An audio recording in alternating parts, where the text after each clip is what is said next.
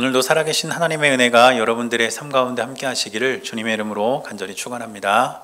오늘은 고난주간 말씀 기도의 셋째 날입니다. 오늘 우리에게 주시는 하나님의 말씀은 마가복음 14장 1절에서 11절까지 말씀입니다.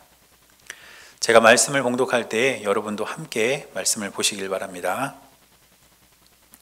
이틀이 지나면 유월절과 무교절이라 대제사장들과 서기관들이 예수를 흉계로 잡아 죽일 방도를 구하며 이르되 밀란이 날까 하노니 명절에는 하지 말자 하더라.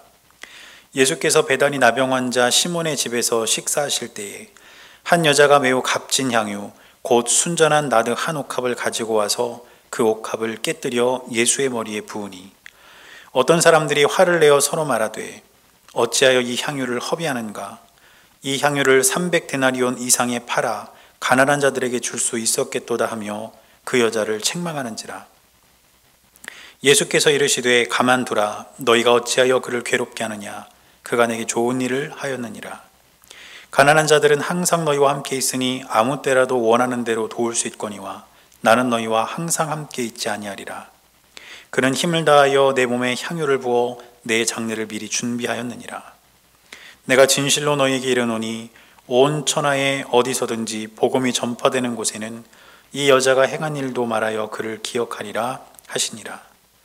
12 중에 하나인 가룟 유다가 예수를 넘겨주려고 대제사장들에게 가매 그들이 듣고 기뻐하여 돈을 주기로 약속하니 유다가 예수를 어떻게 넘겨줄까 하고 그 기회를 찾더라.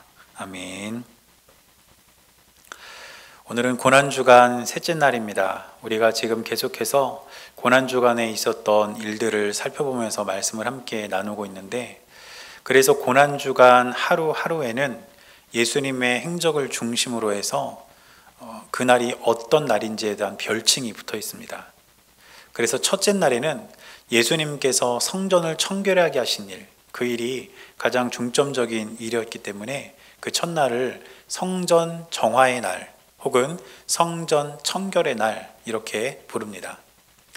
또 우리가 어제 살펴본 둘째 날은 우리가 뭐라고 부르냐면 변론의 날 이렇게 부릅니다. 왜냐하면 어제도 말씀드렸던 것처럼 예수님께서는 고난주간 둘째 날에 예수님을 대적하는 자들과 여러 가지 주제를 가지고 논쟁을 벌이셨습니다. 그래서 고난주간 둘째 날을 변론의 날이라고 그렇게 부릅니다. 그러면 오늘 고난주간 셋째 날은 뭐라고 부를까요? 이 셋째 날은 침묵의 날이라는 별칭이 붙어 있습니다. 왜냐하면 예수님께서는 고난주간 셋째 날 많은 일을 하신 것이 아니라 베다니에서 대부분 쉬시면서 하루를 보내셨기 때문에 이 하루를 침묵의 날로 부르는 것입니다.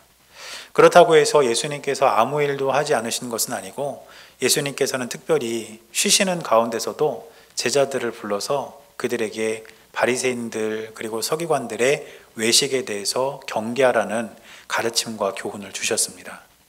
그런데 오늘 우리가 읽은 본문을 보면 예수님께서 하신 일이 아니라 예수님께 있었던 일 한 가지를 기록하고 있는 것을 볼 수가 있습니다. 그것이 무엇이냐면 한 여인이 예수님께 향유를 부어드린 사건입니다. 마가는 이 이야기를 구체적으로 꽤 길게 기록하고 있습니다.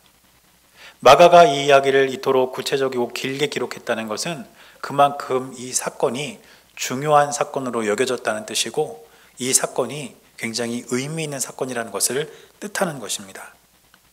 오늘 본문의 3절 말씀을 보니까 이렇게 기록하고 있습니다. 예수께서 베다니 나병 환자 시몬의 집에서 식사하실 때에 한 여자가 매우 값진 향유 곧 순전한 나드 한 옥합을 가지고 와서 그 옥합을 깨뜨려 예수의 머리에 부으니.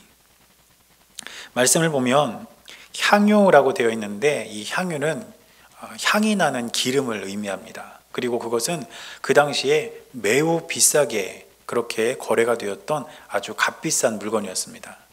그리고 또 나드라는 것은 무엇이냐면 그런 향유 중에 한 종류를 뜻합니다. 나드라는 이름을 가진 향유를 말하는 것이라는 뜻이죠. 또 옥합은 이 향유를 담는 그릇을 말하는 것입니다. 그러니까 이 여인은 옥합에 나드라는 향유를 담아와서 그 옥합을 깨뜨려서 예수님의 머리에 부어드린 것입니다. 그런데 이처럼 기름을 머리에 붓는 것은 구약시대에 있어서 왕에게 행하는 의식이었습니다. 이 여인이 어떤 의도를 가지고 어떤 생각을 가지고 이렇게 행동했는지 성경은 구체적으로 이 여인의 생각과 이 여인의 의도에 대해서 기록하고 있지 않기 때문에 우리는 이 여인의 의도를 알 수는 없습니다. 그러나 분명한 것은 우리는 이 여인의 행동을 통해서 마치 구약시대 왕에게 기름을 부었던 것처럼 예수님께 기름을 부어드렸던 이 여인의 모습을 통해 예수 그리스도를 저와 여러분들의 왕으로 받아들일 수 있는 믿음의 결단이 있어야 된다는 뜻입니다. 이스라엘의 처음 왕이 세워질 당시에 사실 주변 나라들은 이미 왕 제도가 정착이 되어 있었습니다. 그래서 이스라엘 백성들은 사무엘에게 끊임없이 왕을 세워달라고 요청했습니다. 왜냐하면 주변 나라들을 이렇게 돌아보니까 다들 왕이 있어서 전쟁이 나면 왕을 중심으로 전쟁을 치르기도 하고 문제가 있으면 왕을 중심으로 그 문제를 해결하기도 하고 이처럼 왕을 중심으로 나라가 탄탄하게 서 있는 모습들을 보면서 우리에게도 왕이 필요하다. 지금 우리에게 왕이 없는데 우리에게도 저 나라들처럼 왕을 좀 세워달라. 이렇게 사무엘에게 끊임없이 요청했던 것입니다. 그러나 여러분, 우리가 말씀을 통해서 분명히 기억해야 할 것이 있습니다. 그것이 무엇이냐면 이스라엘 백성들에게 절대로 왕이 없었던 것이 아닙니다. 이스라엘 백성에게는 그 어떤 나라보다 가장 먼저 왕이 있었습니다. 그 왕이 누굴까요? 바로 하나님이십니다.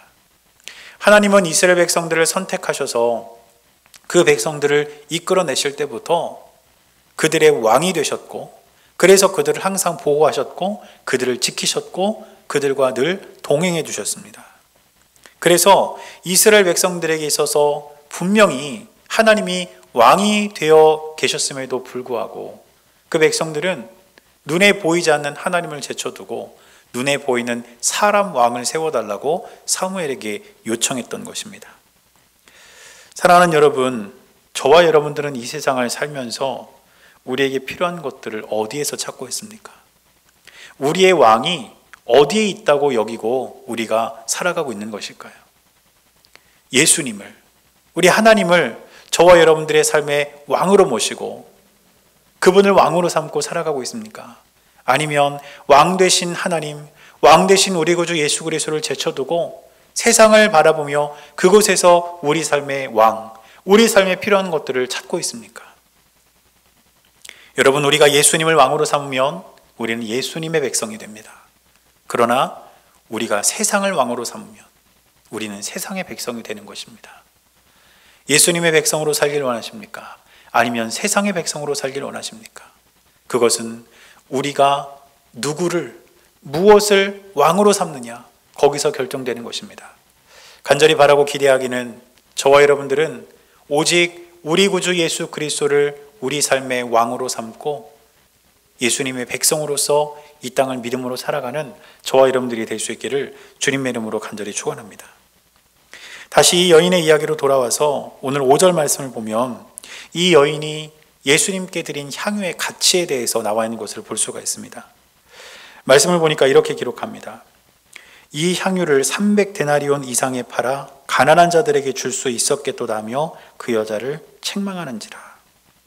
지금 말씀을 보니까 이 향유의 가치가 300데나리온 이상이다, 이렇게 기록하고 있습니다. 당시에 노동자의 하루 품삯이 한 데나리온이었습니다. 그러면 300데나리온 이상이라면 지금 이 여인이 예수님께 드린 향유의 가치는 1년치의 품삯입니다. 어쩌면 이 향유 한 옥합은 이 여인의 전 재산이었는지도 모릅니다. 그리고 그것은 단지 물질적인 가치만 있는 것이 아니라 이 여인이 그 향유 한 옥합을 준비하기 위해 그동안 쏟아부은 눈물과 땀과 그 여인의 삶이 그 향유 한 옥합에 다 녹아 있었을 것입니다. 그러므로 여인이 지금 예수님께 드린 향유는 이 여인이 예수님께 자신의 모든 것을 드린 것이라는 뜻입니다. 여러분, 이 여인은 자신에게 있어서 가장 큰 것을 우리 예수님께 드렸습니다. 그러나 그 여인이 자기에 있어서 가장 큰 것이라고 여길 수 있는 것을 아낌없이 예수님을 위해서 드릴 수 있었던 이유는 무엇일까요? 그것은 예수님이 그 무엇보다 존귀한 분이라는 믿음이 그에게 있었기 때문에 그분께 드리는 것은 나에게 있어서 아무리 큰 것이라도 그것은 보잘것없는 것이라고 생각할 수 있었다는 것입니다. 그래서 우리가 예수님을 우리의 왕으로 인정한다면 사실 우리가 가진 것을 다 드려도 그것은 결코 큰 것이 아닙니다. 왜냐하면 우리 주님이 그 어떤 것보다 크신 분이기 때문이고 우리에게 존귀하신 주님이시기 때문입니다. 웩 선교회를 창시하신 분이 C.T. 스터드라는 분인데 이분은 아주 부유한 가정에서 태어났습니다.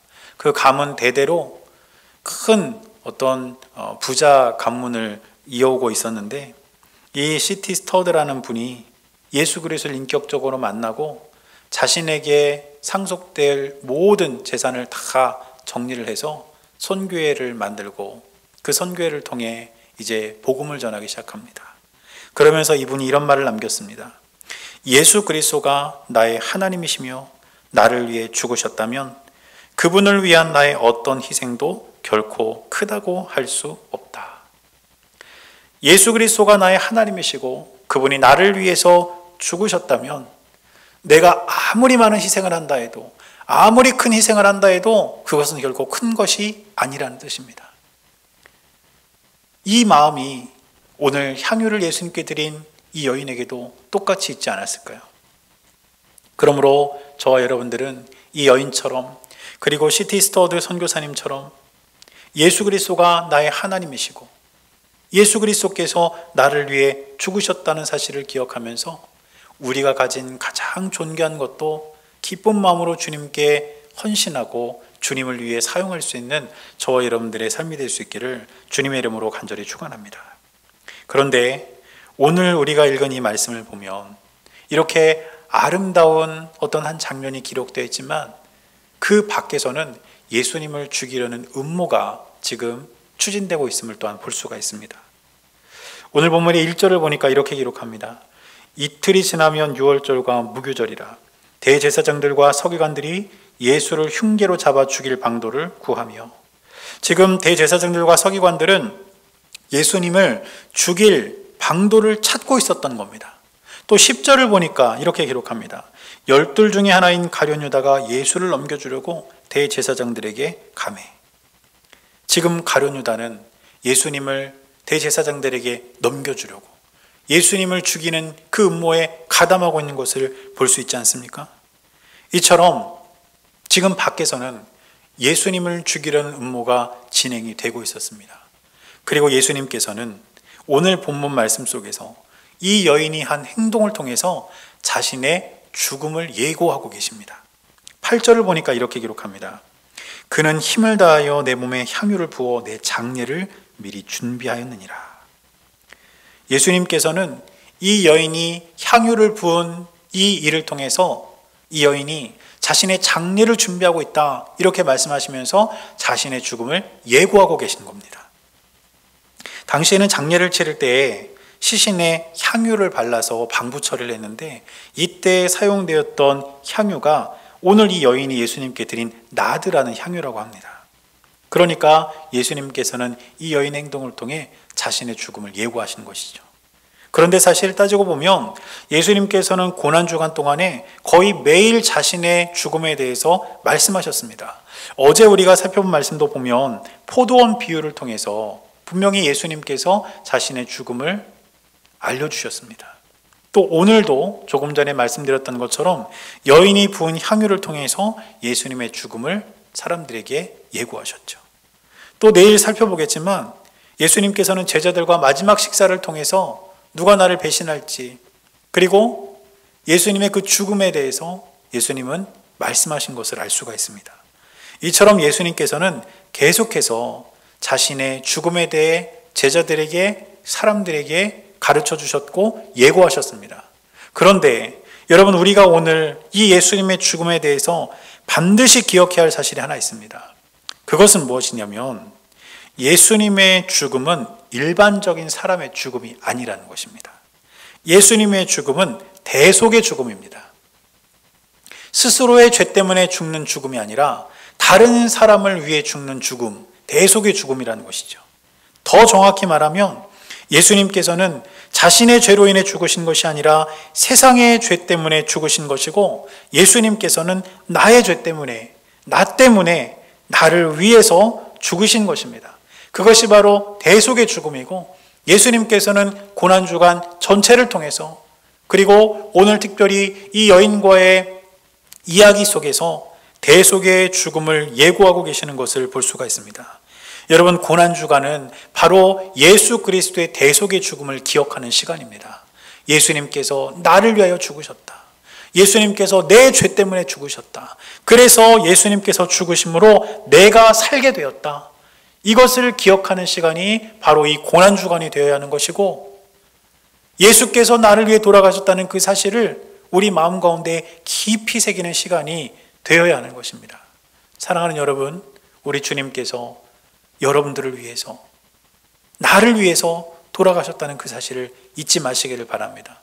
그리고 그 은혜로 오늘 우리가 이 땅을 살아가고 있는 것이고, 또 장차 영원한 하나님 나라의 유업을 우리가 받게 된 것이라는 사실 또한 꼭 기억하시기를 주님의 이름으로 간절히 축원합니다. 오늘 우리가 살펴본 말씀을 보면 향유를 부은 여인과 가룟 유다, 이렇게 두 사람이 등장하는데, 이 두 사람이 극명하게 대조되고 있는 것을 보게 됩니다. 이 여인은 예수님을 위해서 자신의 것을 아낌없이 버렸습니다. 그런데 가룟 유다는 자신을 위해서 예수님을 버렸습니다. 또 이 여인은 자신의 향유를 깨서 예수님께 부어드림으로써 세상적인 시선으로 보면 굉장히 어리석은 일을 한 것처럼 보였습니다. 그러나 가룟 유다는 예수님을 그들에게 넘겨줌으로써 금전적인 이득을 취함으로써 세상적인 시각에서는 현명한 것처럼 보였을지도 모릅니다. 그런데 오늘 9절 말씀에 보니까 이렇게 기록되어 있습니다. 내가 진실로 너에게 이르노니 온 천하에 어디서든지 복음이 전파되는 곳에는 이 여자가 행한 일도 말하여 그를 기억하리라 하시니라. 복음이 전파되는 곳에 이 여인이 행한 그 일이 사람들에게도 전해질 것이다. 이 여인이 기억될 것이다. 예수님께서 그렇게 말씀하셨고, 그 말씀대로 2000년이 지난 오늘도 우리가 이 여인을 말씀을 통해서 지금 기억하고 있는 거 아닙니까? 그런데 여러분, 또 한 가지 기억하십시오. 가룟 유다의 이름도 여전히 우리에게 오르내리고 있습니다. 그러나 그의 이름은 치욕스러운 이름으로 남아 있습니다. 예수님께 모든 것을 다 내어드리면서 자신의 삶을 주님께 드리고 자신을 온전히 주님의 백성으로 그렇게 인정하면서 우리 예수님을 왕으로 삼은 이 여인처럼 그렇게 살아가는 삶을 여러분 선택하시겠습니까? 아니면 가룟 유다와 같은 삶을 선택하시겠습니까? 둘 다 그 이름은 우리 후대에 기록될 것입니다.